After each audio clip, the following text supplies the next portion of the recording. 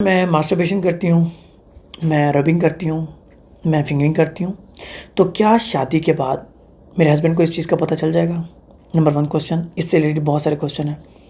और क्या मुझे शादी की रात को ब्लीडिंग होगी? नंबर 2, सर मेरे साथ रेप हो चुका है इतना अर्सा पहले और इतने अरसे के बाद मेरी शादी है, क्या मुझे ब्लीडिंग होगी या मेरे हस्बैंड को इस चीज़ का पता चल जाएगा? नंबर 3, सर बचपन में मैं हरास हुई थी, मेरे साथ ज़्यादती हुई थी, मेरे कज़न ने मेरे साथ ऐसा किया था, तो क्या शादी के बाद मेरे हस्बैंड को इस चीज़ का पता चल जाएगा या मुझे ब्लीडिंग होगी? और इसके अलावा कुछ गर्ल्स के क्वेश्चन ये हैं कि सर हमने ऐसा कुछ भी नहीं किया, क्या शादी की रात को हमें ब्लीडिंग होगी?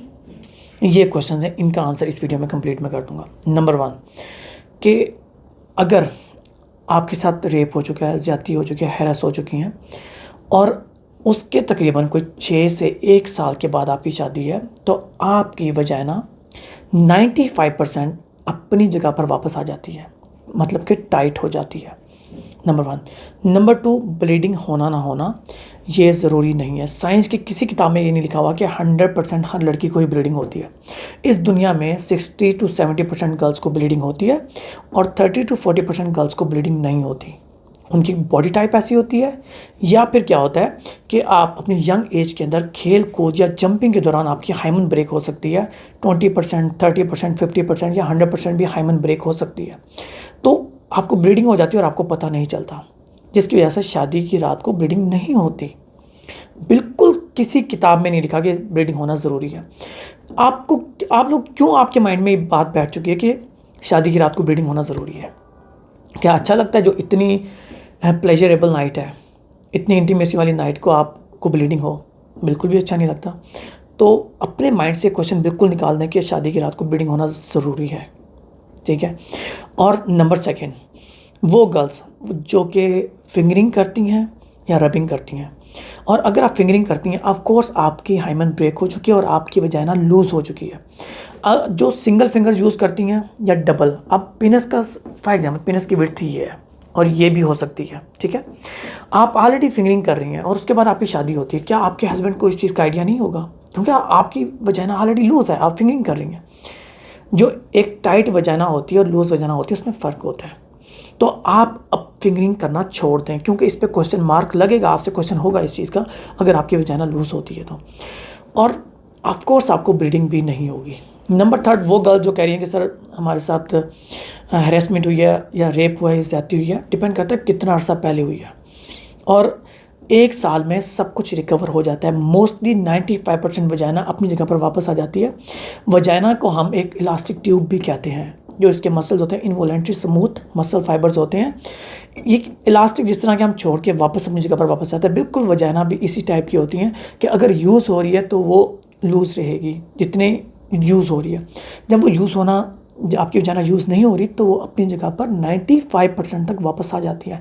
जस्ट इमेजिन करें कि जब आप नॉर्मल डिलीवरी होती है और बेबी उसी वजाइना से बाहर आ रहा है ना।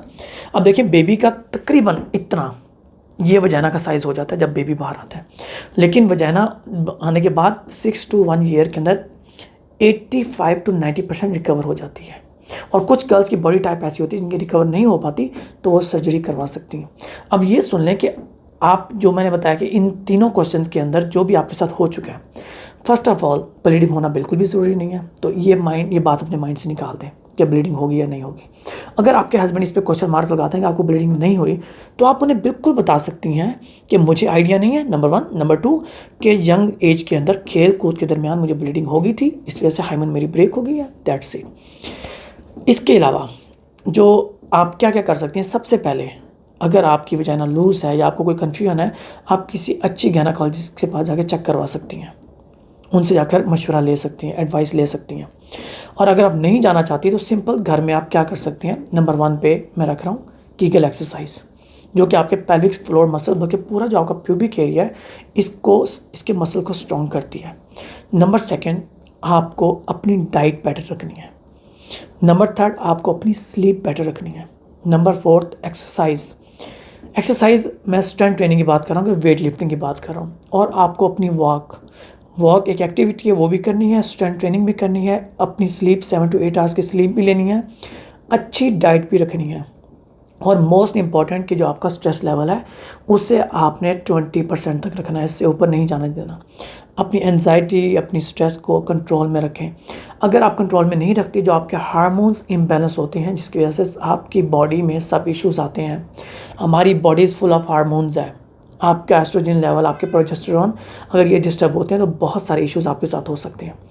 आप लोग इन्हें मेंटेन कैसे रख सकते हैं? इन सब चीज़ों से, अच्छी खुराक, अच्छी स्लीप और एक्सरसाइज और आपकी मेंटल हेल्थ कि अपने स्ट्रेस लेवल को कंट्रोल में रखना। दैट्स इट, इतना सिंपल है।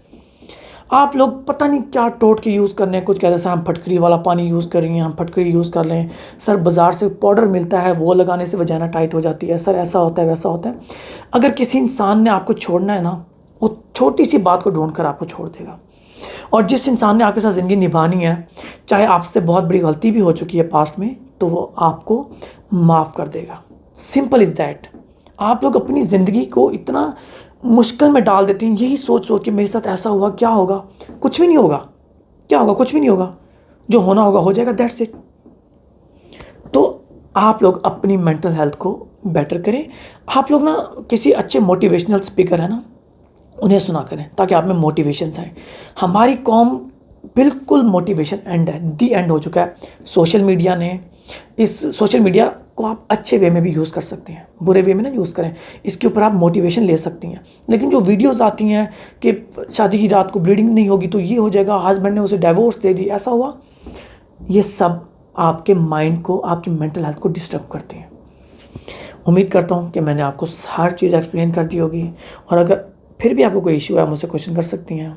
अपना ख्याल रखिएगा। Take care. अल्लाह हाफिज़।